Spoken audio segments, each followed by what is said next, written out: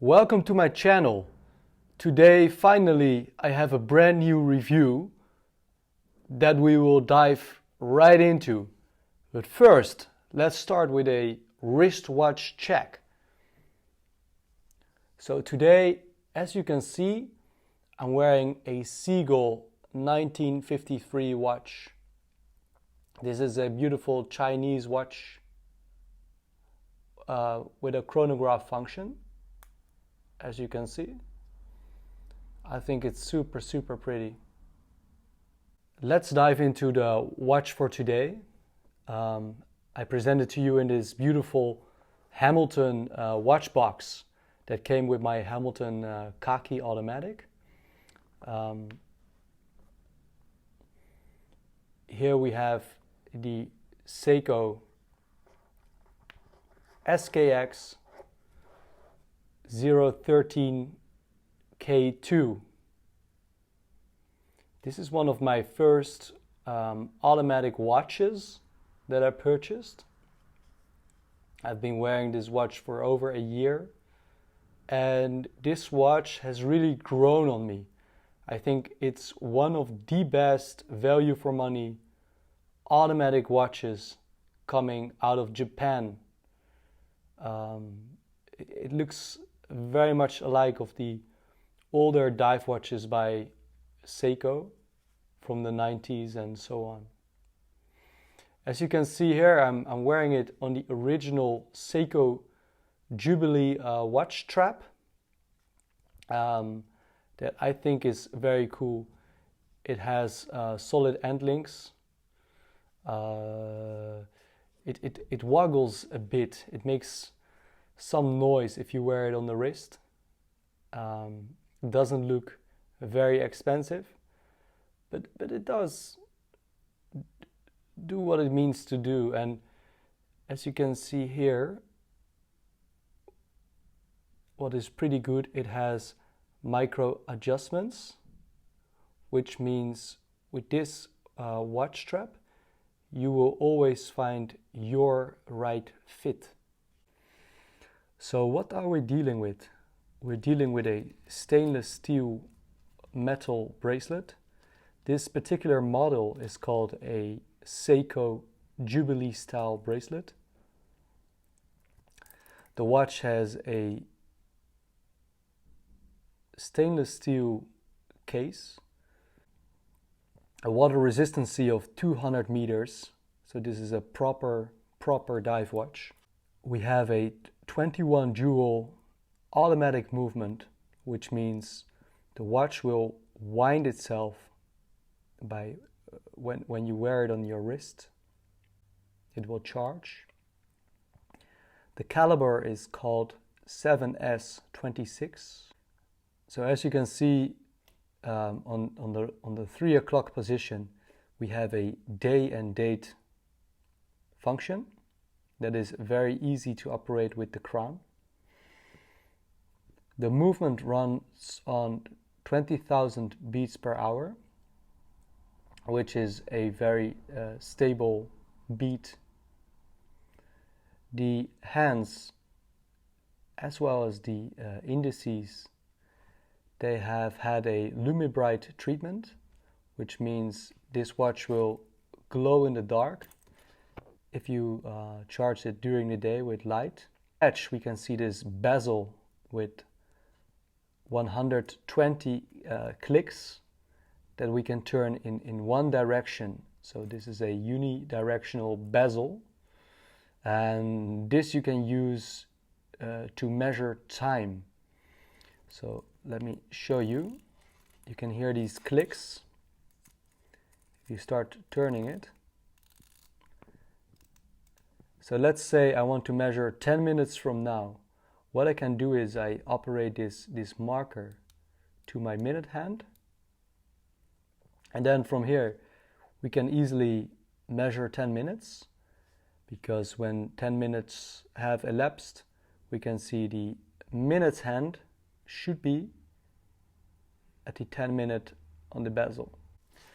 The crown of this watch is located at the 4 o'clock position, which is right here. and I will come back to that later. The crown, as you can see, is not signed, and I will come back to that later. The crown is screw in, which means it's very secure. It does not allow water to get in if it's properly screwed in. So now I hope you can see this. Now it's unscrewed. We can see there's some space between the crown and the watch, and we can easily operate the date with the first position of the watch, and we can easily set the time by going to the second position of the crown, and then you can see we can easily set the time like this. Very, very easy. When I'm finished, I'm going to kick it back in, and I'm going to screw it in and have the crown back in the original position. So that's the beauty of the screw-in crown. We can see this lens of the watch is hardlex, which protects the face of the watch against scratches. So far I don't have any remarkable scratches on the watch. It's pretty strong, it will not break easily, but it's not the strongest of lenses that you will see. For example, on some of my watches you can find a sapphire crystal, and in my opinion that is much more that provides far more protection than a hardlex crystal. Still, I didn't have any issues with this watch. We can see that the metal on the watch, it's quite significantly brushed. You can see the sides are a bit polished, but then I think here on the inside it's more brushed. It gives a very nice detail and nice craftsmanship, really, for such an affordable watch. I will get back to that later. We have a 2-year warranty on this watch. If you're not fond of a metal strap, you can also order this watch on a original Seiko rubber band, a rubber strap. Then you should look for the Seiko SKX013K2. So look for K1 instead of K2 if you fancy a rubber strap. What you should also take into consideration, if you wear this watch on a rubber strap, it is significantly lighter compared to wearing it on this metal strap. On this metal strap, the watch weighs 124 grams, which is quite hefty. If you wear it on the original Seiko rubber strap, it is only 88 grams. So this is a very mid-size kind of watch. The diameter is just about 38 millimeters. And lots of these watches today, if I go to any particular watch seller or warehouse, department store, you will find watches that are over 40 millimeter in the diameter.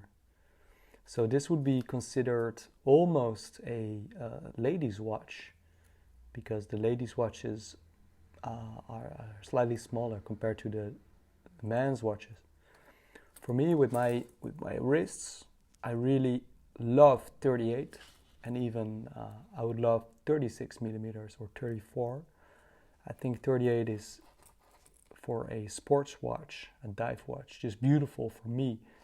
If you have bigger wrists than me, then I would advise you to look for a slightly bigger watch, and you should look for the Seiko SKX007 or the Seiko SKX009. Actually, I owned a Seiko SKX007 previously, and over time I realized for my wrist it was just a tiny bit too big for my wrists. So I sold it off and I ordered this one, and I couldn't be more happy. There's slight differences with this watch and the Seiko SKX007. If you look for the images on Google, you can see that the hands are slightly different. So another important dimension of this watch is the dimension of the lock distance.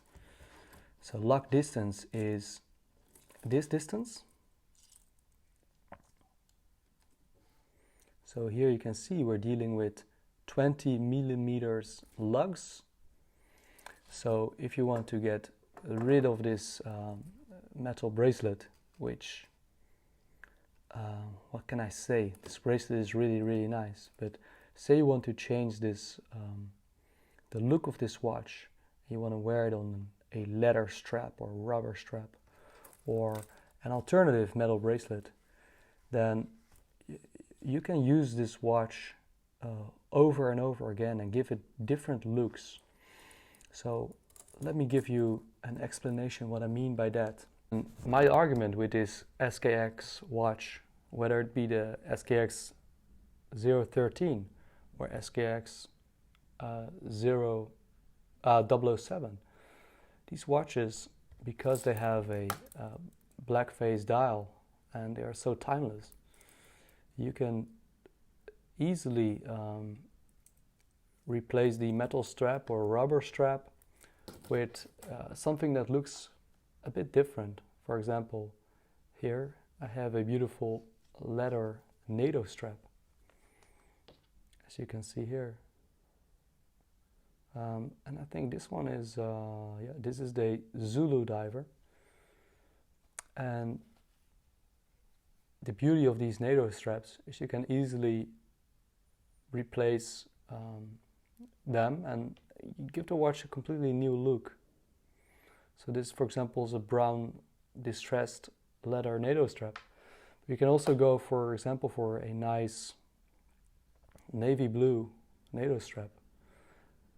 And what I always look for is to match the buckle of the NATO strap with the finishing of the case. So for example, this is a great combination. And also beauty of the NATO strap, it has a proper secure fit for your watch.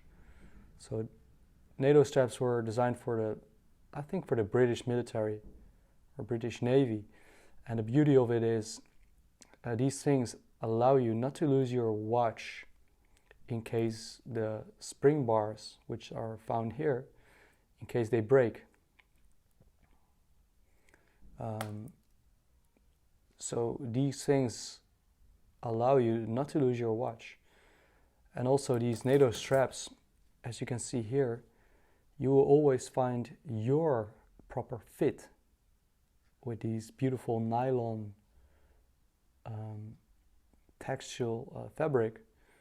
You always find your fit, and in case if you have some excess, you can even burn this fabric. You can cut it and burn it. Just great things. Because I'm from the Netherlands, when I bought this particular watch here in the Netherlands, the seller gave me a little present. He gave me this orange NATO strap, which resembles our royal family and you can find it in our coats of arms. Orange is the color of the Kingdom of the Netherlands. So, and you can easily also go for a rubber strap. Yeah, so this rubber strap is a bit too small for our SKX because this is only 18 millimeters. And what I look for in the rubber strap is to go for authentic rubber from Italy with a vanilla scent. It's just very reminiscent of the 90s. So I just wanted to show you the NATO straps because I think with this watch and its great specifications, you can just wear this watch every day, and depending on where you're going, you can dress it up a bit with a metal bracelet or make it more sportive with a NATO strap. This is the lug to lug distance. So I'm talking about this distance, and it also is an important dimension if you want to have a feel or want to measure it on your wrists. So this distance is 44 millimeters, in case you wanted to know. What you will not easily find on the internet is the thickness of this watch. And you have to bear in mind this is a proper dive watch, and it has an automatic movement. So of course it will to some extent need some space and comes with some thickness. But let's dive into it. As you can see, we're dealing with a thickness of 13 millimeters, which is not a lot for a 200 meter water resistant watch. But what I can say from practicality is this watch is not really good for a dress watch, in my opinion, because you have some trouble fitting this one with this thickness to fit it under your cuff of your dress shirt. So I wear this really as a sports watch. Here we can see on this side, we can see the screw down case back. So again, with this watch, you can securely go for a swim and dive. It will not have any water come through. So I want to conclude this video to give you 4 pros and 3 cons. So these are my personal opinions, and I took a great time wearing this watch. Actually, I'm gonna just throw it on the wrist. Here we go. So these are my personal experiences with the SKX, and again, feel free to disagree with me. So let's start with a good thing about this watch. What I really like about this watch is the size. This is a 38 millimeter watch, and for me it's a rare size to find these days. Watches tend to be lots and lots bigger, at least 40 millimeters or 42 millimeters. When you have a small wrist like me, then I really love the 38 size. And again, if you have bigger wrists, or if you just like the bigger look of a watch, then you can easily go and look for the SKX 007 or SKX 009. Now let's go to a negative thing about this watch. What I don't like about this watch is it has no function for hand winding. So hand winding means you can wind the crown to charge the movement, the automatic movement, like this. And what I like about it is I can wind up my watch and leave it on the table for a day, and it will work that way. With this watch, you really need to wear it or put it in a watch winder to keep it running. And also there is no hacking function, which means if I unscrew the crown, the second hand will still operate. So if you want to really accurately set the time to like a second, then you should look for a watch with a hacking functionality.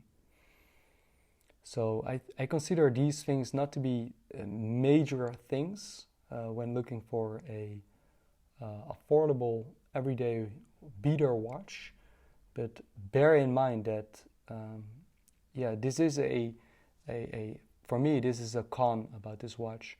And would this watch have been €100 or dollars more expensive, and if it would have had these things, then I would still have bought it, because those added functionalities would make this watch even more enjoyable. So again, a beautiful thing about this watch, and another of my pros, is this is really a beater watch. It's very robust. Of course, it's not like a quartz movement or a Casio G-Shock that you can just beat around. But still, I've used this watch moving, and I've used this watch has had quite some punches in its face, and it's still going. With the 200-meter water resistance, I'm not afraid to take it, you know, in the rain, etc. I really don't like the fact that the crown is located at the 4 o'clock position. I think it doesn't look right. But then again, with the date wheel at the 3 o'clock position, I'm not sure if they would be able to, yeah, do it really differently. I think it would have been better if the crown would be positioned at the 3 o'clock position. And I think it would be so much nicer if the crown on this side would have been signed. See, the crown is just blank. There's nothing there. And I think it would have been so much nicer if the crown would have been signed. It would give the watch a little bit more character and uniqueness, refinement. So again, this is a minor point. Some really like the crown in the 4 o'clock position. It does look more unique compared to, for example, like the Rolex Submariner homages that all have the crown at the 3 o'clock position. But yeah, I'm really a fan of the crown at the 3 o'clock position. So for me, that's a tiny negative thing about this watch. So a great thing about this watch is the movement. It's very simple, robust, and pretty accurate. It operates on a lower frequency, only 21,000. So yeah, it's a bit slow, but it's still very smooth, as you can see here. And it's likely to run for many, many years. I've never serviced this watch. It's only a year old, and I'm not going to think about servicing this watch for a long time. I'll just let it be. I've heard from some people that this watch can run up to 20 years without a service, and I've not heard the same things about Swiss ETA automatic movements. So yeah, this movement is a big plus, with the few exceptions that I mentioned earlier, being the lack of hand winding and the lack of hacking. Another tiny flaw of this watch is the fact it has no sapphire crystal. This is the hardlex crystal. Again, I'm willing to pay far more for this watch if the crown would be in the 3 o'clock position, if it had hand winding and hacking functionality and a sapphire crystal. But then again, and that's my final really pro about this watch. This watch comes at a price point of only $200 which is really, really nothing. I mean, for $200 you can buy yourself a Michael Kors quartz movement watch, which looks great, but it's really just rubbish with a nice design. And here we are talking about a Seiko watch. We're talking about just history, heritage. You can find this watch in a ton of action movies, and lots of celebrities and watch connoisseurs wear this watch because this is just such an amazing price quality proposition. The watch on the stainless steel, I think it retails for about $210 and currently, and the watch on a rubber strap retails for about $200. So all in all, what I can say is, if I were to give out marks, for me this watch would easily make it to a 8 out of 10 or maybe even 9 out of 10, just for $200 to get such a beautiful and reliable watch. I would not hesitate to buy it again. By all means, this watch is not perfect, like nothing is. But if you're looking for something very, very sportive and robust, and yeah, with a bit of a retro design even, this watch is really the way to go. And also, I mentioned earlier, it has Lume Bright. So what it means is you can wear this watch in the evening and you can easily tell the time. So yeah, this watch has everything, and I wouldn't hesitate to buy it. Please let me know what you think of this watch. I'm very curious. I'll give you a few final shots, and I will post some high-end photos on my website. The link you can see in the description. Look at this beautiful matte black dial, and look at the seconds hand. I think it's really pure class. Look at that. Beautiful.